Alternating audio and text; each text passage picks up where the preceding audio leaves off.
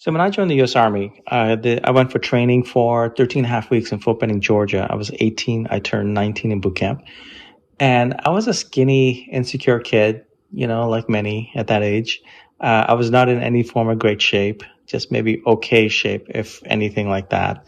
I hadn't really worked out in the gym. I was very intimidated by the gym. Surrounded by some very high testosterone, very tough kids who had a lot of chips on their shoulder, a lot to prove. And when there's like a bunch of you thrown in a high stress environment day in, day out, you have scuffles, you have all sorts of issues, just the nature of testosterone clanging against each other.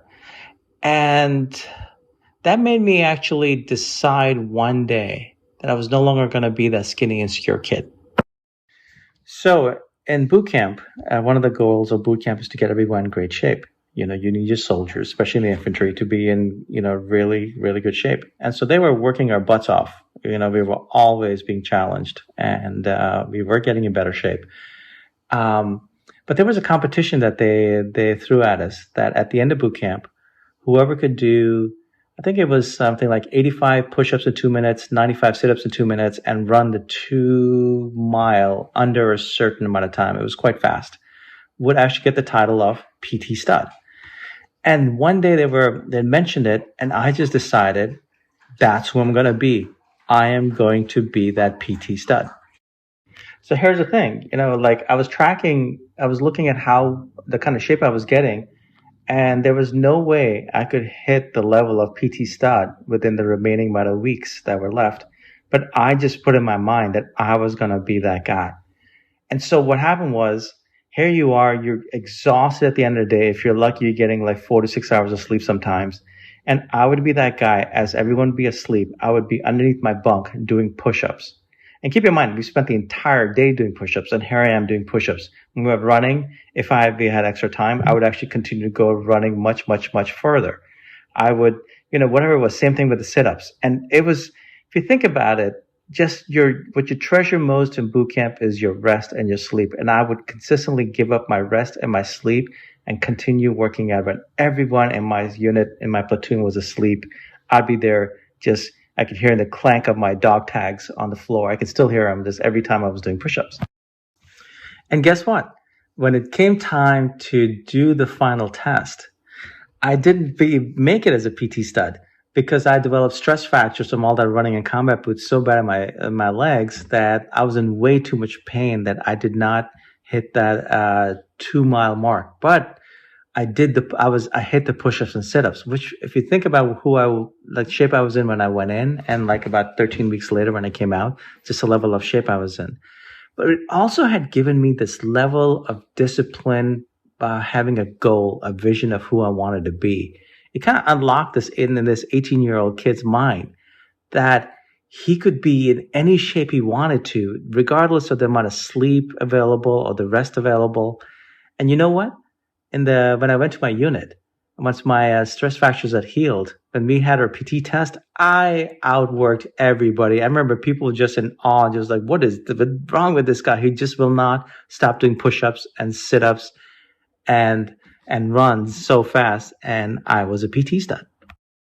So looking back at this experience, I always look back at it with fondness, because, you don't think of all the sleep you gave up, all the rest you gave up, and just the pain of all that intense workouts all the time. You look back at who I became, and I became this very disciplined person when it came to health and fitness. For the longest time, people always thought of me as that way.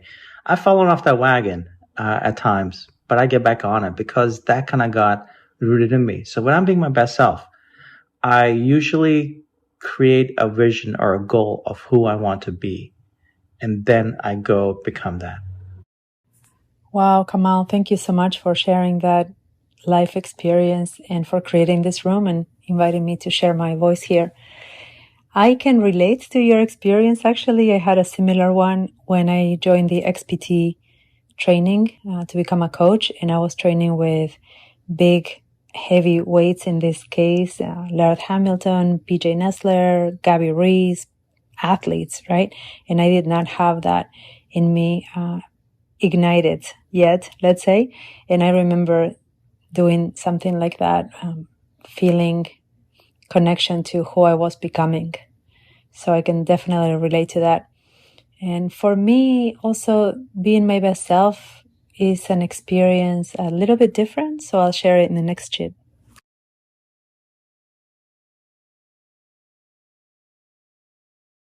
And I walked away and I said, I'm going to do it. I had the belief. And what I've come to learn in the subconscious mind and everything I've read for 45 to 50 years, single most important thing in life is what you believe. Your belief governs your feelings, and your feelings create your attitude, and your attitude creates reality. And that's what happened to me, but I didn't understand it. So anyway, Thank you, Kamal. Inspiring, as usual. Strong motivation. And with your example, you proved that nothing is impossible. But you said that you became that guy. And I see this another way. You always been that guy. This is your reaction to the world around you. It's natural. It's you. That's why you achieve your goals. And by you, I mean all of us. Every situation in our lives, it's showing what we are capable of. So for me, my best self, it's me in every moment in my life. Every situation I've been through, it was my best self. Well, that's how I understand this. And yes, if we want something, really want something, it happens, by the way. I appreciate the sentiment. I do, but I don't necessarily agree with it. I think Benoit just left a chit saying that he's his best self when he doesn't have to say, I should have known better. I really like that. There's many things I do throughout the day, the way I live my life, where I know better.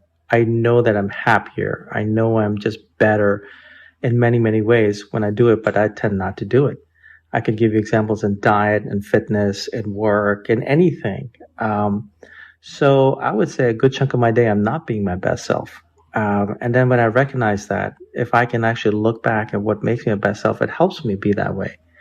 I don't think there is an end goal here. There's no perfection. It's just an ever increasing cycle almost of our own life, of our own growth.